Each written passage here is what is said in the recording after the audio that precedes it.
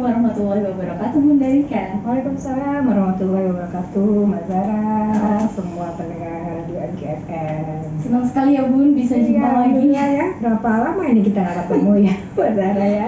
Sekalinya ketemu ini temanya bikin deg-degan. Iya.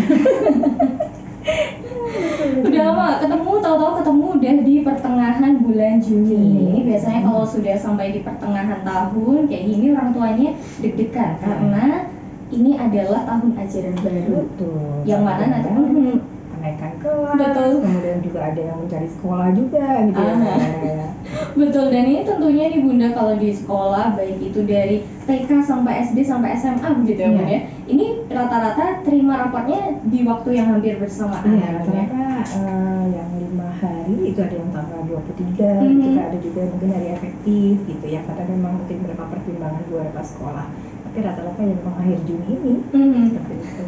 Dan ini tentunya orang tua nih Bunda, jadi agak-agak was-was gitu. Iya, ya mungkin deg-degan juga ini ya. Deg-degan. Ada juga yang nyantai gitu kan ya, ada yang deg-degan, ada yang mungkin juga ya cuek-cuek aja. Betul. Apalagi kalau misalnya kita sedang berbicara atau ngobrol dengan orang tua wali murid gitu ya Bunda. Yeah. Ada yang berkeluh kesah soal rapotnya, ada yang menganggap rapot itu adalah hal yang wajar, yang biasa saja, nggak perlu ditakutkan. Nah sebetulnya yang namanya raport itu sepenting apa sih Bunda? Ya, terima kasih Mbak Zara. Assalamualaikum warahmatullahi wabarakatuh.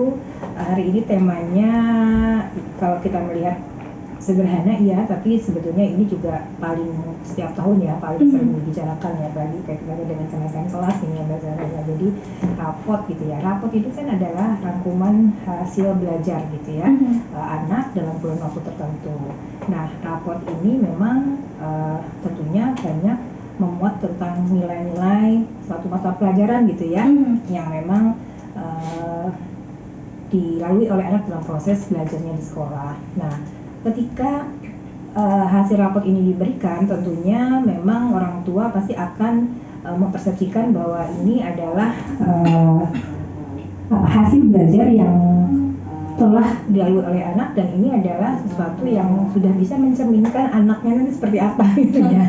Jadi memang kadang-kadang labeling ini ya, jadi ketika misalnya nilai itu, misalnya contoh di matematika, biasanya kan memang ada mata pelajaran yang hits gitu ya, yang memang kalau matematika atau mungkin bahasa Inggris gitu ya, untuk anak SD yang mungkin sudah ada bahasa Inggris, ini adalah nilai-nilai yang bergensi gitu ya. Jadi kalau misalnya mungkin bahasa Jawa nilainya rendah, biasa aja gitu. Bahasa Jawa nilainya tinggi juga biasa aja. Tapi kalau matematikanya rendah gitu ya, wah ini sudah mulai di label, wah ini anak ini maaf misalnya anak-anak yang kelas bawah gitu ya, seperti itu ya. Nah, ini yang kadang-kadang akhirnya bagi orang tua menjadi panas nih hatinya.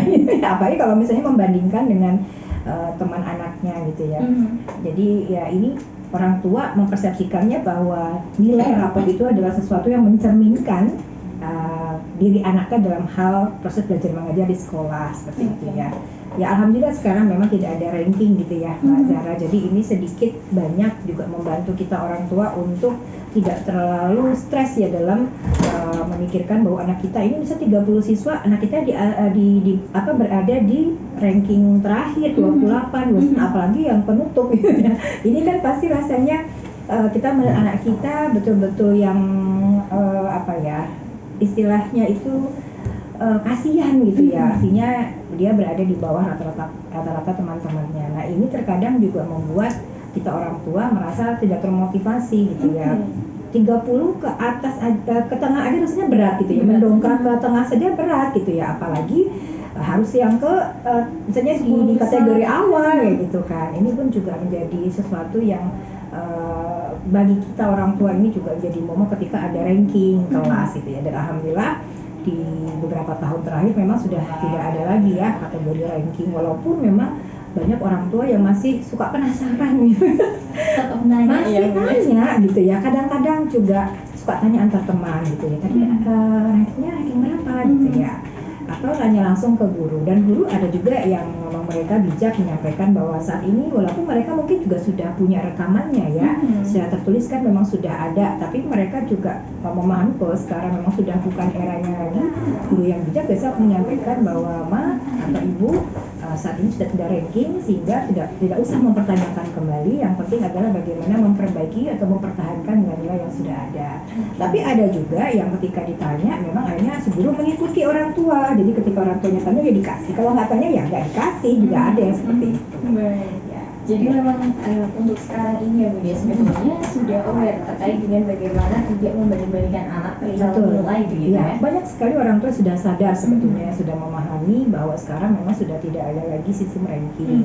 Walaupun masih ada beberapa persennya yang masih tanya gitu dan menganggap bahwa wah tidak apa ya, maksudnya tidak bisa kalau tidak ada ranking. Kita kan tidak tahu anak-anak kita di posisi di mana di kelas. Tapi ada juga yang berprestasi sedemikian. Dan tentunya ini kalau tadi kata Bunda Rika, ini kalau yang namanya rapor mencerminkan bagaimana anak itu bisa mengikuti pelajaran di sekolah ya Bunda. Iya, bagi sebagian orang tua melihat seperti itu ya, mencerminkan bagaimana level anak itu di kelasnya seperti itu. Melihat ada persepsi orang tua demikian, padahal sebetulnya ada persepsi lain yang bisa kita lihat secara bijak, bagaimana menyikapi nilai rapor anak seperti itu.